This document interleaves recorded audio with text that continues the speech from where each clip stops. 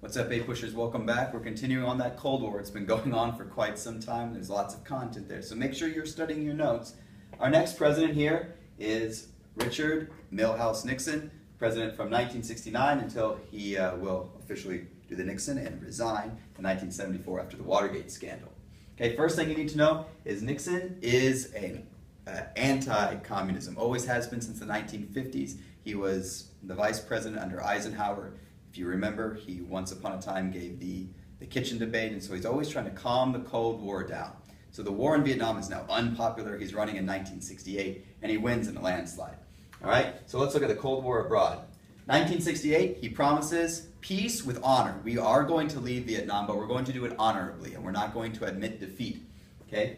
And he caters to what's called the silent majority, the Americans that middle-class Americans that support the war but aren't vocal about it. Because on the protests, or on TV, what you see is all the protests happening, but you don't actually see just normal Americans saying, yeah, I actually do support us being in Vietnam for containment. It makes sense to me. Okay, so he caters to that. Vietnamization is his war strategy. He's going to turn power over to ARVN, and he's going to increase bombing of North Vietnam. And if you remember, General William Westmoreland, after the Tet Offensive, he gets fired and he gets replaced by a guy named Cretan Abrams, and he promises Vietnamization, remember, returning power to ARVN, so decreasing American troops and increasing bombing. And he also says, so Vietnamization plus counterinsurgency. An insurgent is someone trying to overthrow your government. Counterinsurgency is trying to stop people from overthrowing your government. So the Viet Cong are trying to overthrow a government in Saigon. That's called insurgency. Counterinsurgency is trying to stop the Viet Cong from overthrowing our government. Okay? In 1969, after promising peace with honor, he begins secret bombings of Cambodia, and he actually sends the Marines to Laos. And both of those countries are right next to Vietnam, right next door to Vietnam. And there's the Ho Chi Minh Trail. And so in Nixon's mindset, he's trying to stop the Viet Cong from getting supplies. But the American public is not going to be flattered about this at all.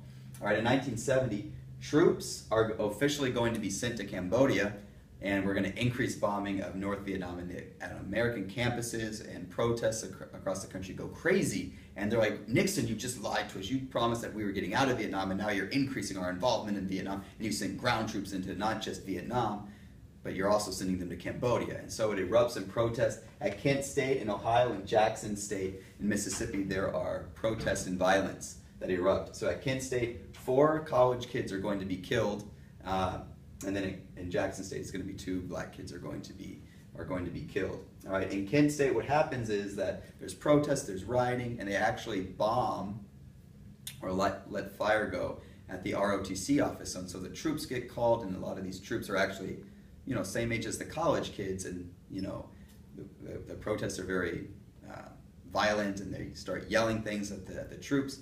And so eventually the troops get hit, and so they actually fire back. And unfortunately, 4 college kids are going to die. And Richard Nixon actually feels very bad about that. At the same time, you have the Pentagon Papers. Daniel Ellsberg basically works for the government, and he comes across these files saying that the United States government has been lying about the war in Vietnam and how victory is right around the corner. And he publishes them. He sends them to the New York Times and Washington Post. And of course, Richard Nixon tries to stop this, and he says that's illegal. These are national security things. You cannot do that. And what happens is New York Times versus United States, and the United States Supreme Court says, actually, yeah, you can publish those things, freedom of speech in the United States. And Daniel Ellsberg, for many people, is going to be seen as kind of a traitor, but for other people, he's like, yeah, a person for freedom of speech, a liberator. News of My Lai. My Lai was a massacre, so it's all these things happening at the same time. So My Lai was a massacre that happened in Vietnam to a little hamlet there where supposed VC were there, and it turns into kind of a bloodbath and people being executed by a ditch, and a helicopter pilot named Hugh Thompson Jr. putting an end to the violence. But nonetheless, you've got the bombing and invasion of Cambodia, then you've got the Pentagon Papers in Kent State and My Lai, so it's like one thing after another on Vietnam. All right, Henry Kissinger in the 1972 election is going to promise that victory is near, and Americans believe him. And in 1972, what happens is that North Vietnam, we have them at the negotiation table ready to have a ceasefire, and then they leave and get upset, and so what do? We increase the bombing, and sometimes these are called the Christmas bombings because they happen right around Christmas time. And ultimately, boom, Nixon is going to be successful at getting North Vietnam to come back to the negotiating table, and we've got the Paris Peace Conference. A couple things happen here. Number one, or A here, the United States is going to be allowed to leave. 2, our prisoners of war are going to be returned. Okay. 3, our government in Saigon is going to stay in place, but Viet Cong and South and North Vietnamese troops can come into South Vietnam, okay, but our government stays in place. Remember, they can come down to South Vietnam, but our government in Saigon stays in place. For D here, it means that the government, if the country is going to unify, it's going to happen through peace. And then E is a secret agreement. Nixon says if our government gets overthrown, he has a secret agreement with our allies that we send all of our troops back and we continue the bombing until our government comes back into place in Saigon. We are not going to lose Saigon. That is going to be the peace with honor component. And ultimately, he's successful. It's only the Watergate thing where things start going downhill for Americans. Détente. Yes, this funny word up here, détente, it's détente, and it is a French word meaning lowering of tensions, and that is exactly what Richard Nixon is going to do. In Berlin, we recognize, we meaning the United States and the West, we recognize East Berlin, and the Russians recognize West Berlin. And so we both recognize each other's sovereignty in Berlin, so that calms things down a little bit. Nixon is also going to go to China, and it opens up negotiations, and so the Russians and the Chinese have been together since basically China turned communist in 49, but now they have a weird relationship where they are allies, but they don't exactly trust one another. They think that each one's going to try to conquer the other one eventually. And so we play that miraculously. Nixon, an anti-communist, goes to China and opens up relations, and then immediately afterwards he goes to Russia. And so the Russians are going, what is Nixon doing over there in China? And then after he's done in China, he goes over to Russia, and the Chinese are going, what are you doing over in Russia? Like, this doesn't make any sense. And so what happens is the SALT Treaty. After going to China, Nixon meets with the new leader, Leonid Brezhnev, who is now in charge of the USSR and has been since 1964, whenever Khrushchev stepped down. They meet and they agree to the Strategic Arms Limitation Treaty, and it limits the development of future nuclear weapons. They're not going to stop, they're not going to destroy the nukes they have, but both the United States and Russia are going to come to an agreement about limiting the future development of nuclear weapons, which is nice. All right, in other news, in Chile, the United States supports a coup to overthrow Salvador Allende. He's a socialist, he's a communist, and that's really all you need to know. So I guess the big question you need to ask yourself is Nixon successful in his foreign policy and ending the war in Vietnam, détente, peaceful relations, going to China, having the Strategic Arms Limitation Treaty?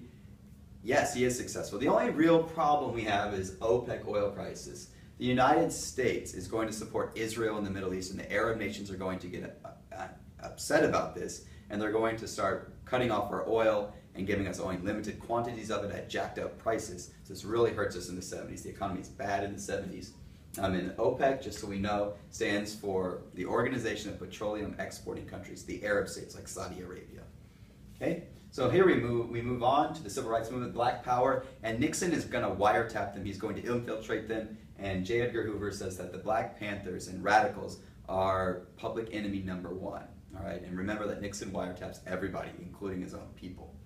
Affirmative action means no discrimination in housing or education or in job employment. So basically just no discrimination in general. It's the Civil Rights Act of 1964 enhanced. So no discrimination in education or in jobs and in housing. The war in court, basically what you need to know is Tinker versus Des Moines. It allows symbolic free speech in the United States. Vietnam kids that were against the war in Vietnam were wearing these black armbands, and the teacher and the principal said, you need to get rid of those, and like, but free speech, and like, you get rid of those, you're disrespecting your country. There's a big fight, school board meeting, and then it goes all the way to the Supreme Court, and it is actually, yes, it allows symbolic free speech. So within reason, you can wear whatever you want, because it is symbolic free speech.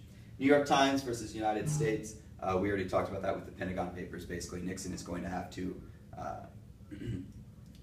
the Pentagon Papers are going to be published against Nixon's wishes. All right, in other news over here, we do in 1969, after one hell of a year in 1968 with the Tet Offensive and Bobby Kennedy getting killed and Martin Luther King Jr. getting killed, Apollo 11 lands on the moon, so that's one small step for man, one giant leap for mankind. We landed on the moon. If you want to be a conspiracy theorist, that's fine. Believe it. But we landed on the moon, guys. Come on. All right? So it brings the nation together, brings the world together. 1/5 of the world actually watches us land on the moon. And it's that one moment of like, oh, we've had a lot of bad things happen to us ever since World War II got done. But now, you know, we're starting to come together, but then we're going to be ripped apart again. All right? In other news, the 26th Amendment, there's 27 amendments total. We're almost there. It lowers the voting age to 18. So if you're old enough to go fight in a foreign war, I think you're old enough to vote. In terms of the new left, a couple things happen for women. The Quiet Revolution, women delay having kids, so they go to school, have a good paying job, and then they delay having kids for a while. Title IX means no discrimination at universities in terms of courses offered for women and men, and also in terms of sports. So no discrimination in terms of education or sports. Equal Rights Amendment, there's going to be two people that are going to duke it out. One, you've got Betty Friedan, the writer of The Feminine Mystique and the author of the National Organization of Women, versus Phyllis Schlafly, who says the Equal Rights Amendment is bad because women are gaining rights and equality, and that's fine, but the woman's place is still in the home. And if we have total equality, that means women are going to have to go to the war if there's a draft. And so she is not in favor of this at all. Ultimately, it will be proposed in Congress. It is originally proposed in 1923 under Alice Paul. It will be approved by Congress in 1972. And at first it's given 7 years to pass by the states, and then 3 more years after that. And ultimately, the states refuse to ratify it. And so it dies, and it's been submitted every year since then. Roe versus Wade, big thing you need to know is abortion is legal for the first trimester and into some of the second trimester. So abortion, the woman's right, reproductive right, is a big issue that still impacts things today. The Chicano movement, Cesar Chavez is successful. That's really all you need to know.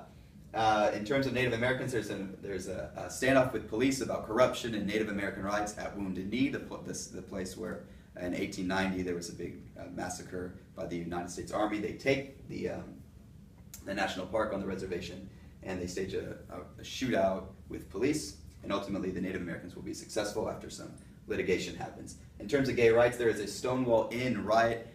It was against the law to be homosexual and to practice homosexuality in America, and so this bar is going to be infiltrated by police, and then there's going to be a fight, and for the first time gays are fighting back for their rights.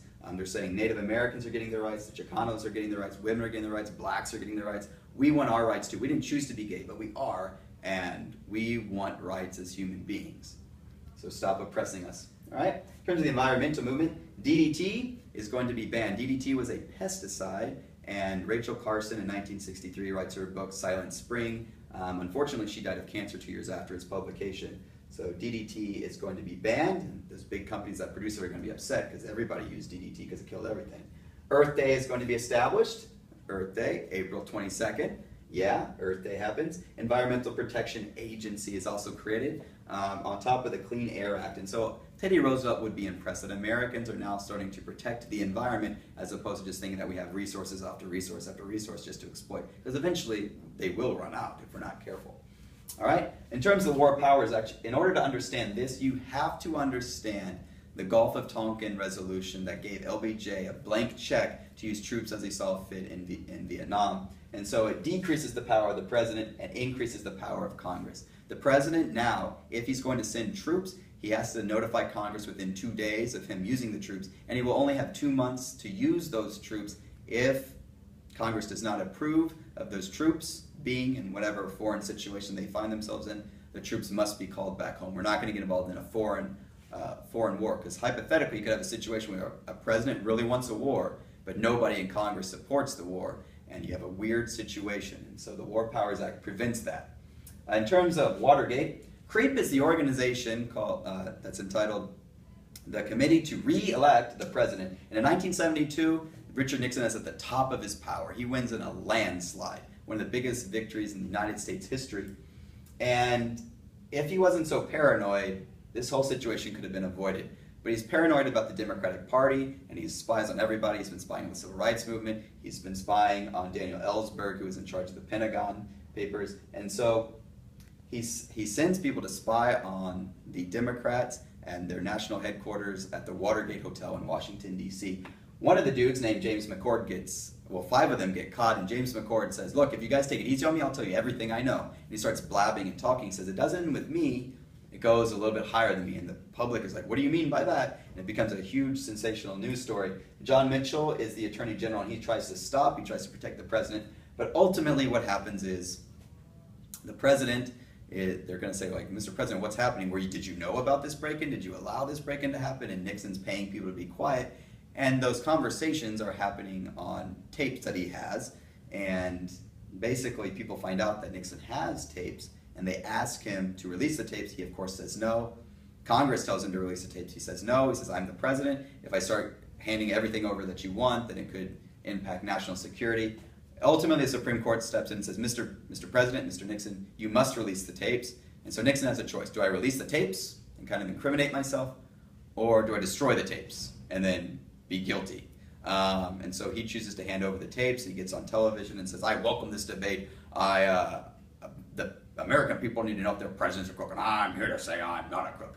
Unfortunately, he was a little crooked, and the tape showed that Nixon used bad language, that he was profane, and in fact, he did know about this whole Watergate scandal, and there is a lot of evidence. So instead of being impeached, because he is getting ready to be impeached, they're drafting papers. Nixon officially is the only president in U.S. history to resign, and he says, effective tomorrow, Gerald Ford will become president of the United States of America. All right, so he does the Nixon, and he is no longer president of the United States.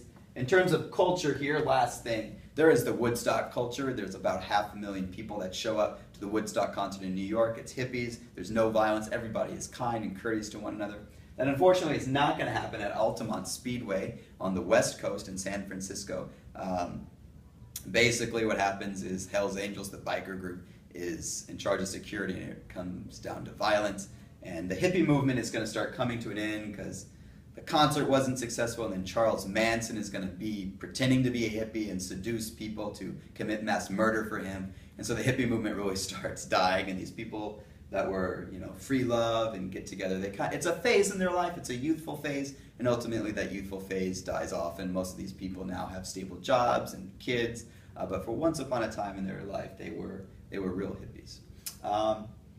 Outside of that, ladies and gentlemen, that's about all you need to know. I will say this one side note. Spiro Agnew, who was the president, the vice president of the United States before this Watergate scandal, he actually resigned, and because he was taking illegal bribes from people, and so it's just one thing after another. So scandal and then Watergate. So the 70s are a very conflicting time. Usually think of the 60s for conflict, but the 70s are also full of their own share of conflict. And this just destroys the American people's confidence in their government. Really, if you look at it, Kennedy gets assassinated, that optimism is shattered. LBJ gets us involved in a war that we are told that we're winning, that we're really not. Nixon is basically a liar. And so Americans are really losing faith in the United States. And that still impacts us today, that cynicism. Anyhow, I'll stop blabbing here. But ladies and gentlemen, there's quite a bit of content here. As I always say with the Cold War, make sure you're studying your notes, because that exam is right around the corner. But more importantly than that, I think it's important for you to walk away with a holistic understanding of United States history. Have a good day. May the Force be with you.